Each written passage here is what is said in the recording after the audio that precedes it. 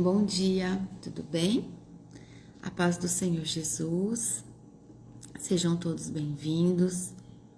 Toda honra e toda glória ao Senhor nosso Deus e a Jesus Cristo, nosso único Senhor e Salvador. Hoje nós vamos fazer a leitura do capítulo 2, do livro de Mateus. Eu estou escrevendo aqui para quem entrar já e se identificando. E vamos fazer essa leitura linda. Pedir ao Senhor Jesus para que Ele fale da história dele para nós, para que a gente possa aprender com Ele, porque a história é dele, para nossa salvação e para que a gente use como exemplo para a nossa vida. Amém? Eu desejo que o Espírito Santo de Deus possa proteger você nesse momento, que não haja nenhuma distração, que o seu coração e a sua mente estejam voltados aqui nesses próximos minutos para que a gente possa junto fazer essa leitura. Amém? Então vamos começar. O capítulo 2 do livro de Mateus, ele vai trazer para nós sobre os magos, a fuga para o Egito, dos pais de Jesus com ele e o retorno a Nazaré. Então vamos colocar assim, separei assim para vocês. O verso 1 diz assim: Jesus nasceu na cidade de Belém, na região da Judeia, quando Herodes era rei na terra de Israel. Nesse tempo, alguns homens que estudavam as estrelas vieram do Oriente e chegaram a Jerusalém. E eles perguntaram: onde está o menino que nasceu para ser o rei dos judeus? Nós vimos a estrela dele no Oriente e viemos adorá-lo. Então aqui é o versículo 1 e o 2, que eu li para vocês, quando diz que os magos vieram do Oriente através de uma estrela que guiaram eles. Eu trouxe aqui para vocês que quando diz aqui da região da Judeia, Jesus nasceu na cidade de Belém, na região da Judeia. Então Belém da Judeia é a cidade natal de Davi, onde se esperava o nascimento do Messias, onde diz aqui, eu trouxe também, deixa eu separar aqui para vocês, Miqueias capítulo 5, versículo 2, diz assim, que é o Antigo Testamento, para vocês irem junto comigo vendo a interpretação das ligações, Em Miqueias capítulo 5, versículo 2, diz assim: o Senhor Deus diz: Belém, Efrata, você é uma das menores cidades de Judá, mas do seu meio farei sair aquele que será o rei de Israel. Ele será descendente de uma família que começou em tempos antigos, num passado muito distante. Então aqui nós temos já essa declaração do nosso Deus, falando que daquela cidade nasceria um descendente de uma família que começou em tempos antigos, E que daquele lugar sairia o rei de Israel. Então eu sempre vou estar trazendo para vocês essa ligação com o Antigo Testamento, para vocês verem o amor de Deus por nós, Que ele já avisava que viria um Messias. Então é toda a veracidade da palavra de Deus na Bíblia, E magos do Oriente, provavelmente, astrônomos, eles eram astrônomos estudiosos persas, não reis, Isso mostra o alcance internacional da vinda de Cristo, hoje no nosso entendimento. Então, magos se referia a sábios, estudiosos, conselheiros reais do Oriente. Então, eles estudavam profecias antigas, Você vê, os magos, eles estão aqui no Novo Testamento, mas eles estudavam as profecias do Antigo Testamento, das escrituras, dos pergaminhos. Eles estudavam também a parte de astronomia, astrologia e ciências naturais. Então, eles eram sábios, eles eram ricos e muito respeitados. Então, por isso eles trouxeram presentes valiosos para Jesus, que foi o ouro, o incenso e a mirra. Amém? O verso 2, quando diz que eles perguntaram onde está o menino que nasceu para ser o rei dos judeus, diz que eles reconhecem Jesus como rei desde o nascimento. Então, a estrela que apareceu no céu, que também relata aqui, essa estrela no céu, ela foi para guiar os magos, né, os sábios do Oriente, até o lugar onde Jesus havia nascido. Então, ela simbolizava o nascimento do rei prometido, ou seja, o Messias. E foi uma forma sobrenatural de direção que Deus usou para conduzir eles até lá, até onde Jesus tinha nascido. O verso 3 diz assim: quando o rei Herodes soube disso, ficou muito preocupado, e todo o povo de Jerusalém também ficou. Então Herodes reuniu os chefes dos sacerdotes e os mestres da lei e perguntou onde devia nascer o Messias. E eles responderam: na cidade de Belém, na região da Judeia, pois o profeta escreveu o seguinte. Verso 6: você, Belém da terra de Judá, de modo nenhum é a menor entre as principais cidades de Judá, pois de você sairá o líder que guiará o meu povo de Israel. Então vocês veem que aqui, né, foi respondido aqui pelos sacerdotes, que Herodes procurou os sacerdotes e os mestres da lei daquela época para buscar uma resposta, né?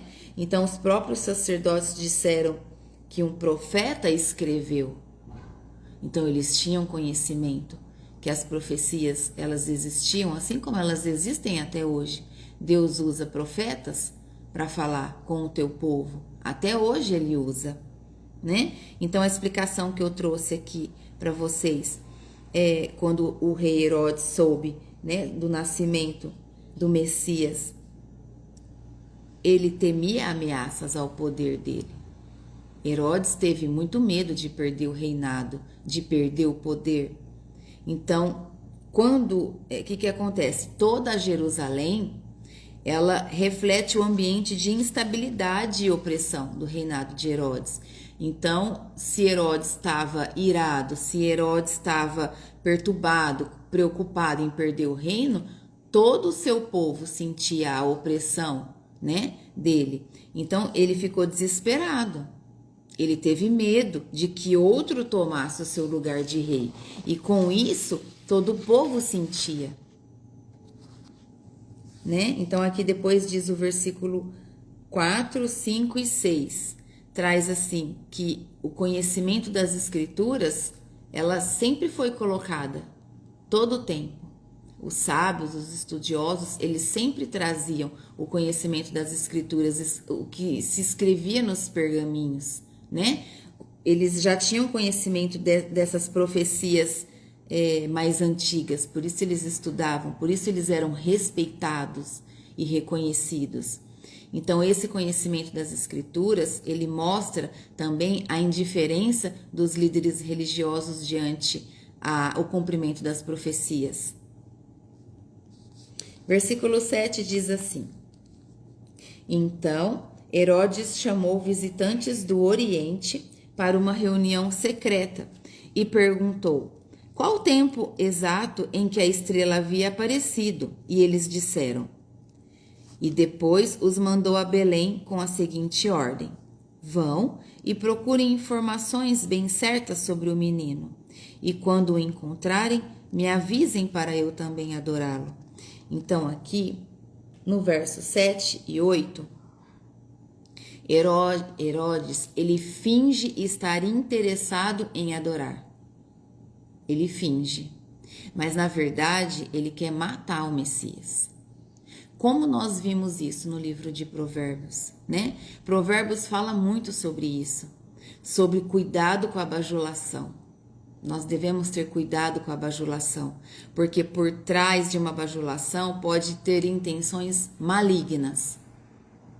E aqui é esse o caso. Herodes demonstrava ter interesse no nascimento de Jesus, porque queria ir lá adorá-lo, mas era mentira. Verso 9 e 10 diz assim: depois de receberem a ordem do rei, os visitantes foram embora. No caminho viram a estrela, a mesma que tinha visto no Oriente. Ela foi adiante deles e parou acima do lugar onde estava o menino. Quando viram a estrela, eles ficaram muito alegres e felizes. Então, aqui nesses 2 versículos, traz para nós que a estrela os guia de forma precisa, porque Deus é perfeito. Deus é perfeito e Ele sabe de todas as coisas que Ele quer fazer e aonde e como Ele quer fazer. Então, seguindo a estrela, né, eles chegaram no lugar certo. Então, a estrela guiando eles de forma precisa indicou ali um fenômeno miraculoso, diz as palavras, né? Mais do que natural, na verdade, sobrenatural, né? Foi isso que aconteceu. Foi um fato sobrenatural. Por quê? Porque foi o Senhor Deus que fez. O homem não tem capacidade de fazer a estrela se mover, mas Deus tem. Amém? Assim são as coisas na nossa vida. Assim são os milagres, as maravilhas, os sinais que os nossos olhos testificam de que é Deus que faz e é Ele que está falando. Versículo 11 diz assim: Entraram na casa e encontraram o menino com Maria, a sua mãe. Então se ajoelharam diante dele e o adoraram. Depois abriram seus cofres e lhe ofereceram presentes, ouro, incenso e mirra. Então aqui, nesse versículo 11, traz a explicação do gesto, que o gesto de adorar demonstra que eles reconheciam algo divino em Jesus. Eles tinham respeito por Jesus. Os presentes que eles levaram têm significados simbólicos. Então, o ouro representa a realeza, o incenso representa a divindade e a mirra, o sofrimento e a morte usada para embalsamar. Então, diante da sabedoria deles, né, desses magos, desses sábios também, em outros significados, que era isso que eles eram muito sábios porque eles estudavam muito. Eles presentearam Jesus com presentes valiosos, reconhecendo ali aquela divindade, né? O poder de Deus manifesto naquele momento. Eles tinham esse reconhecimento. No verso 12 diz assim: E num sonho,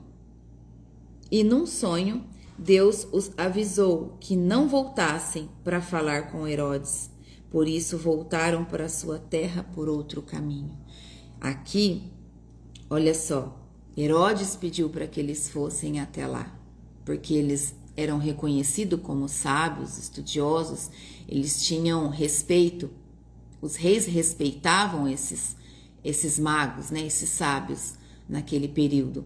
Então, em um sonho, Deus avisou eles para que eles não voltassem a falar com Herodes, para que eles fossem embora. Então, o que traz aqui para nós? Que Deus protege o plano dele, mesmo diante de ameaças políticas, porque ele é Deus. E quando ele quer que o plano dele se faça, ele vai proteger. Ele vai usar pessoas. Assim como ele usou aqui os magos, ele vai usar pessoas para que o plano dele se concretize, tá? Porque ele é Deus. E o poder é dele, e a glória e a honra é toda dele sempre. No versículo 13, já entra, do 13 até o 15, traz sobre a fuga para o Egito. Então diz assim, ó: Depois que os visitantes foram embora, um anjo do Senhor apareceu num sonho a José e disse: Levante-se, pegue a criança e a sua mãe e fuja para o Egito. Fique lá até eu avisar, pois Herodes está procurando a criança para matá-la. Então José se levantou no meio da noite, pegou a criança e a sua mãe e fugiu para o Egito. E eles ficaram lá até a morte de Herodes. Isso aconteceu para se cumprir o que o Senhor tinha dito por meio de um profeta: Eu chamei o meu filho que estava na terra do Egito. Então aqui, nesse trecho onde fala da fuga, né, de José e Maria com Jesus para o Egito, nos ensina que o Egito, outrora, era um lugar de opressão para Israel, né? E ali naquele momento, o Egito se tornou um refúgio para o Salvador, um refúgio para Jesus. Amém? Se cumpre, né, em Oséias capítulo 11, versículo 1. Então, esse fato se cumpre na palavra dita em Oséias capítulo 11, versículo 1, quando ele diz: do Egito chamei meu filho. Então, veja bem, Oséias está onde? Antigo Testamento. É lindo, né? Eu vou colocar depois tudo escrito para vocês grifarem, tá? E estudarem junto depois com mais calma. Rever é muito importante. Então, a palavra de Deus sempre se cumprindo na vinda de Jesus. Ele já estava avisando, o povo há muito tempo antes. Do versículo 16 ao 18, vai trazer sobre a matança das crianças, né? Uma perseguição cruel do rei Herodes. Então diz assim: quando Herodes viu que os visitantes do Oriente o haviam enganado, ficou com muita raiva e mandou matar em Belém e nas suas vizinhanças todos os meninos de menos de 2 anos. Olha o desespero dele. Tamanho desespero, ele sabendo que a criança tinha acabado de nascer, ele foi e mandou matar todas as crianças até 2 anos. Imagina como ele não foi tomado pelo desespero, né? Pelas trevas. E ele fez isso de acordo com a informação que havia recebido sobre o tempo em que a estrela havia aparecido. Assim se cumpriu o que o profeta Jeremias tinha dito. Versículo 18. Ouviu-se um som em Ramá, o som de um choro amargo. Era Raquel chorando pelos seus filhos. Ela não quis ser consolada, pois todos estavam mortos. Então aqui, mais uma vez, a palavra do Senhor nosso Deus tinha já sido dita em Jeremias, no Antigo Testamento, né? Um ato cruel aqui, o rei Herodes cometeu, que remete à perseguição de Faraó, né? Faraó teve uma ação semelhante a essa, né? Um ato muito cruel, vindo de homens. E diz aqui também que se cumpre a profecia de Jeremias dita no Antigo Testamento, né? Com lamentações proféticas, mas também com um contexto de esperança futura. É isso que traz para nós aqui, porque a esperança futura é o nosso Jesus, que tinha acabado de nascer e vive e reina até hoje, né? Para nos dar o direcionamento. No versículo 19 ao 23, fala sobre a volta para o Egito. Então, depois, no versículo 19, depois que Herodes morreu, um anjo do Senhor apareceu num sonho a José, no Egito, e disse: levante-se, pegue a criança e a sua mãe, e volte para a terra de Israel, pois as pessoas que queriam matar o menino já morreram. Verso 21. Então José se levantou, pegou a criança e a sua mãe e voltou para a terra de Israel. 22. Mas quando ficou sabendo que Arquelau, filho do rei Herodes, estava governando a Judéia no lugar de seu pai, ele teve medo de ir morar lá. Depois de receber num sonho mais instruções, José foi para a região da Galileia. 23. E ficou morando numa cidade chamada Nazaré. E isso aconteceu para se cumprir o que os profetas tinham dito. O que os profetas no Antigo Testamento tinham dito a respeito de Nazaré? O Messias será chamado de Nazareno. É isso que diz aqui. O Messias será chamado de Nazareno. Então aqui, após a morte de Herodes, que nós vimos, José novamente é orientado a voltar, né? Através de um sonho, que Deus fala com ele através de um sonho, assim como ele fala com você também. Deus fala com todos nós através de sonho. Quando nós estamos dispostos e disponíveis a viver o caminho dele, a ser obediente, né? Quando nós estamos dispostos a seguir tudo que Jesus nos trouxe, a seguir o próprio Jesus, né? Em verdade, Deus nos visita em sonho, Ele nos dá instrução, Ele fala com a gente. Por isso é tão importante, antes de você dormir, sempre fazer uma oração e pedir: Jesus, fala comigo, me traz um sonho, né? Uma revelação em sonho. Fala comigo de maneira fácil para que eu entenda, para que eu me lembre a hora que eu acordar. A tua oração tem poder. Deus conhece o teu coração. Ele conhece o teu coração de uma forma muito profunda. Nem você mesmo se conhece. Então fala com Ele. Pede para Ele falar com você. Lembra que eu sempre falo que nós devemos direcionar as nossas orações em verdade, sempre pedindo no que está escrito. Então você pode orar ao Senhor e dizer para Ele, assim como o Senhor falava em sonhos com José, pai de Jesus, né? Com José, rei do Egito. Então nós devemos sim orar pedindo a Deus que Ele nos entregue também as promessas dEle, assim como Ele fez, como diz as Escrituras.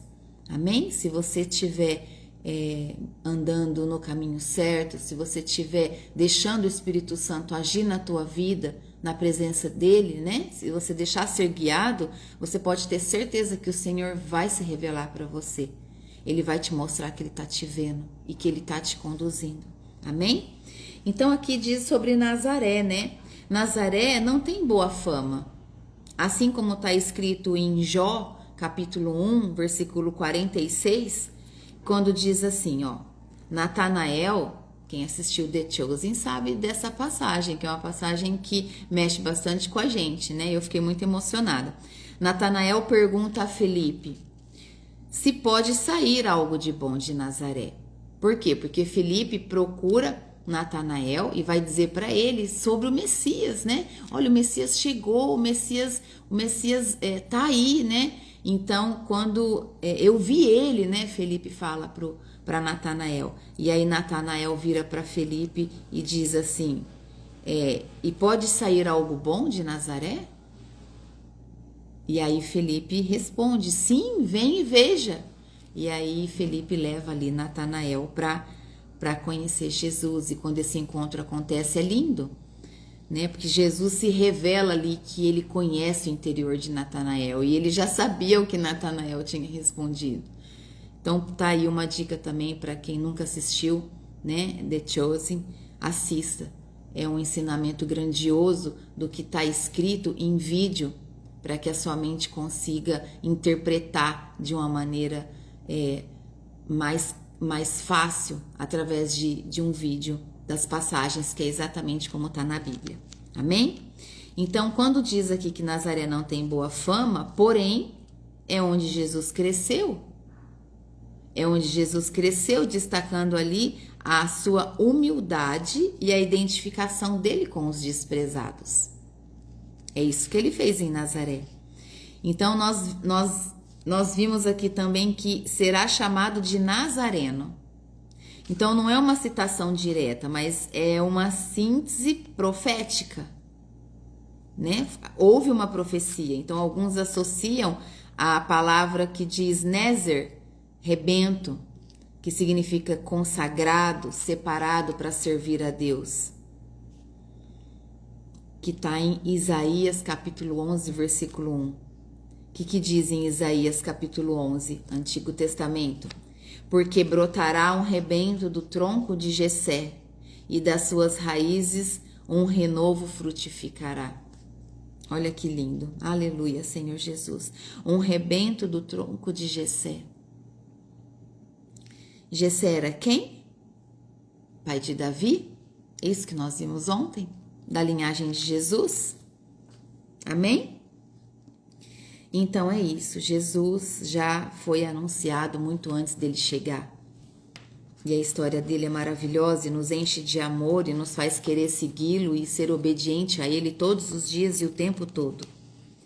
Então, no resumo desse capítulo 2 de hoje que nós estamos vendo, traz que Jesus é buscado por magos gentios e perseguido por um rei judeu.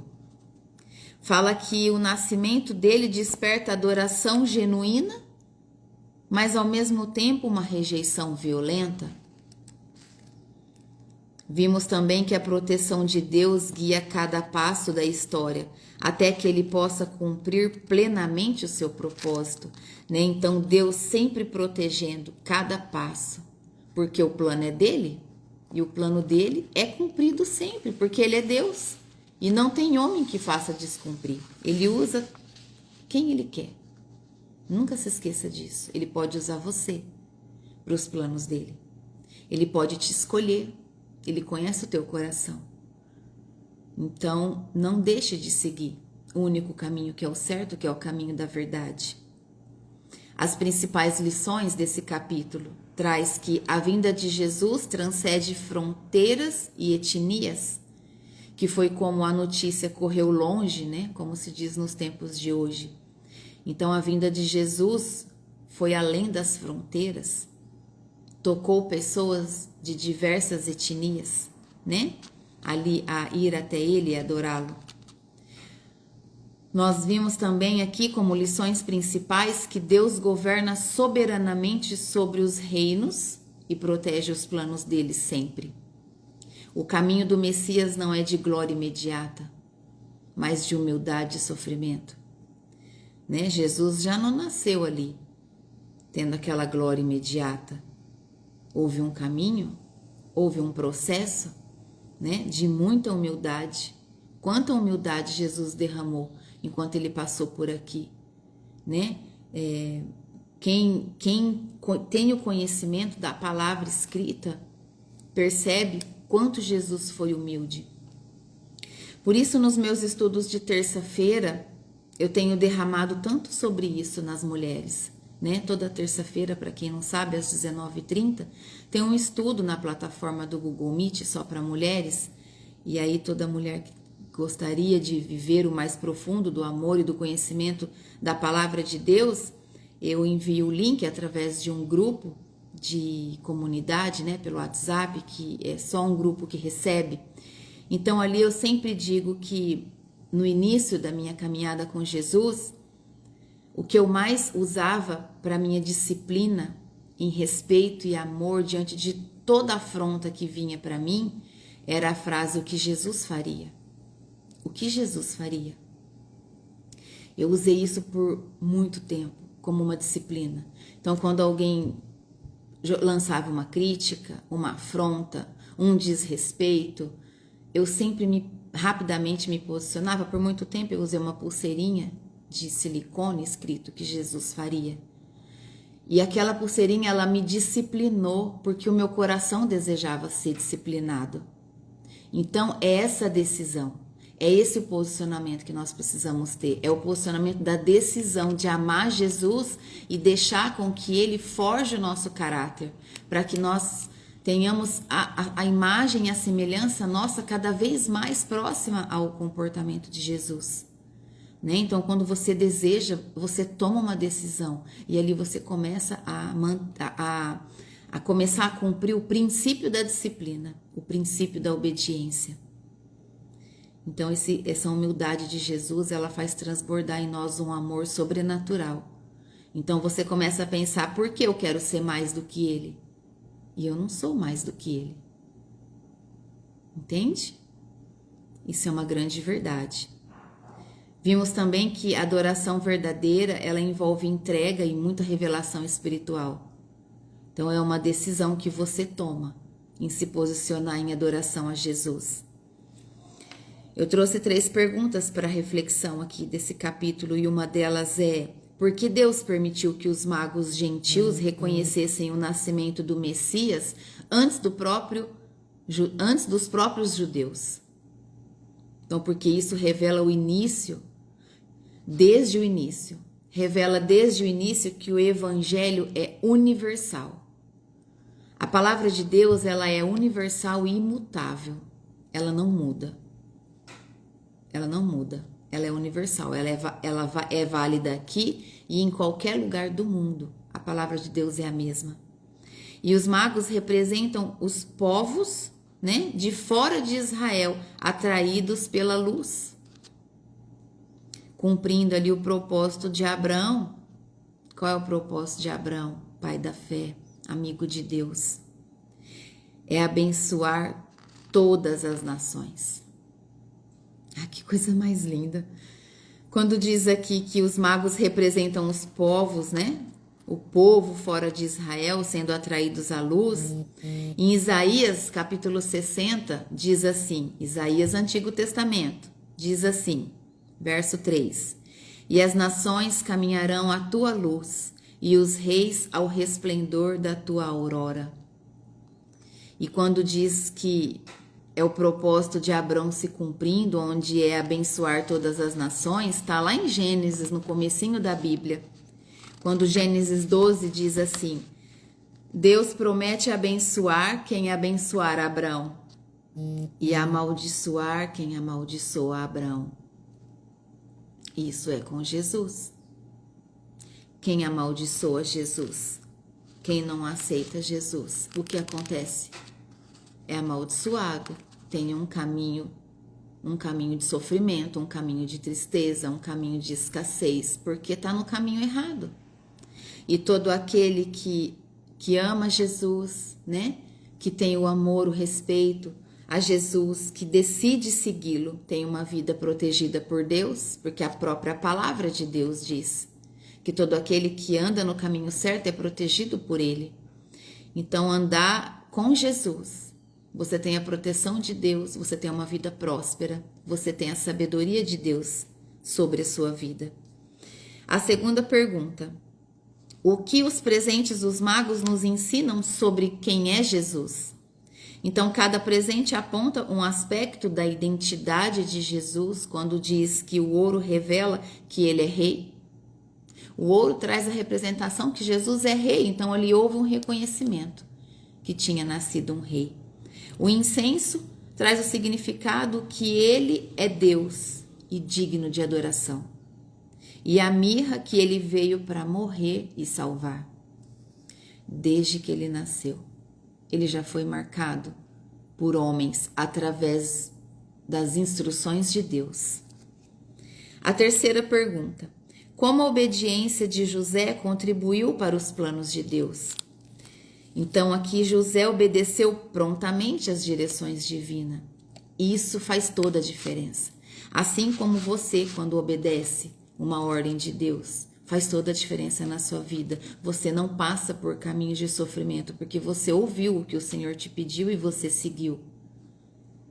Então, mesmo sem entender tudo, José só obedeceu. Assim nós devemos ser. Quando Deus te pedir algo, mesmo sem você entender, obedeça. Não fique perguntando por quê, e sim para quê. Para que o Senhor quer? Eu vou obedecer. Tá? Deixa Deus agir, não atrapalhe o agir do Espírito Santo na tua vida. Então aqui mostra que a sensibilidade espiritual de José foi muito importante. Por isso é importante que a oração seja diária na tua vida, constante, porque a oração diária, ela te dá essa sensibilidade, ela abre os seus ouvidos espirituais para que você possa discernir quando é a voz de Deus falando com você, quando é a voz do Espírito Santo, tá? Então aqui através da sensibilidade espiritual de José e a ação rápida dele, né? Ele obedeceu rapidamente, ele não pensou assim, vamos esperar o mês acabar. Não, ele foi, rápido. É assim que nós devemos ser.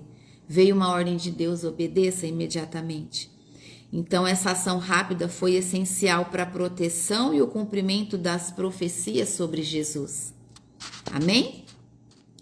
Então eu trouxe aqui como lição final: Deus governa soberanamente sobre tudo para que se cumpra o propósito dele, mesmo em meio à maldade dos homens. Porque ele vai sempre provar que ele é Deus. Buscar Jesus exige esforço e fé verdadeira, né? Por que eu trouxe que buscar Jesus exige esforço e fé verdadeira? Porque eu estou comparando aqui a viagem dos magos, que foi guiada por fé e por sinais, né? Os magos, eles foram guiados por sinais, e a viagem dos magos foi longa. Eles vieram de outra localidade, né? De outra cidade. Depois eu trouxe que nem todos que dizem crer realmente buscam a verdade. O exemplo de Herodes, que fingiu querer adorar mas na verdade ele planejava matar Jesus. Então isso mostra que a aparência religiosa ali, sem o coração sincero, é muito perigosa. Então cuidado com a bajulação, tá? Por trás de uma bajulação pode ter ali uma intenção maligna. Muito cuidado. Terceiro ponto, a proteção de Deus está sobre os que seguem o seu plano. Está em Provérbios. Provérbios é muito repetitivo, dizendo que Deus protege todo aquele que anda no caminho certo, todo aquele que segue Jesus, todo aquele que é obediente, que cumpre princípios, está debaixo da proteção dos planos de Deus. Então, comparando aqui a obediência de José, tanto para sair de onde ele estava, como para voltar depois com Jesus, diante da direção de Deus. E quarto, que Jesus é o cumprimento das profecias. Ele é o centro da história de Deus. Por isso ele tem que ser o centro da tua vida. Jesus tem que ser o centro da tua vida. O dia que você conseguir colocar Jesus como o centro de tudo para você, o sobrenatural de Deus desce sobre a sua casa, sobre a sua família, sobre os seus negócios. E nunca mais você vai ser a mesma. O dia que você se permitir ser tocada pelo poder de Deus, pelo fogo do Espírito Santo, pelo fogo do avivamento puro e genuíno do Espírito Santo, nunca mais você vai ser a mesma pessoa. Então Deus, ele está no controle de tudo. Guarda isso para você. O controle é dele. Nós não temos controle de nada. Toda vez que você tentar fazer as coisas pela força do seu próprio braço, vai dar errado. Vai quebrar. Por quê? Porque nós não temos o controle de nada. Todo o controle é do Senhor. E é importante que para tudo, nós colocamos sempre Ele na frente das decisões da nossa vida. Mesmo quando o mundo parece estar fora do controle, Deus está no controle de tudo. Então, nem sempre quem tem informação tem transformação. Presta atenção. Presta atenção para quem você está falando as suas bênçãos. Cuidado para quem você está derramando as suas riquezas. Guarda o teu coração. Entrega o teu coração só para Jesus. Conversa com Ele. Tá bom? É preciso estar sensível para ouvir a voz de Deus. Porque Ele continua nos guiando até hoje. Ele continua guiando os que o ouvem. Abriu o seu ouvido, está disposto e disponível a ouvir a voz de Deus. Ele vai falar com você. Eu tenho certeza, eu não tenho dúvida. Ele fala, assim como ele fala comigo, ele fala com você. Tá bom? Queira, deseje, peça em oração, em posicionamento. O Senhor vai te responder. Esteja disposta e disponível. Essa é a chave. Disposta e disponível. Coloca isso nas suas orações. Pai, eu estou disposta e disponível ao Senhor sempre. Me ensina a me posicionar mais. E o Senhor vai te conduzir. O Espírito Santo de Deus vai te guiar todos os dias. Amém? Entenderam? Quem conseguiu entender no profundo de Deus? Coloca para mim. Consegui entender a palavra, entendi a palavra. É importante. Eu peço ao Espírito Santo todos os dias que conduza, porque tudo é dele. Toda honra e toda glória é para Deus, para Jesus.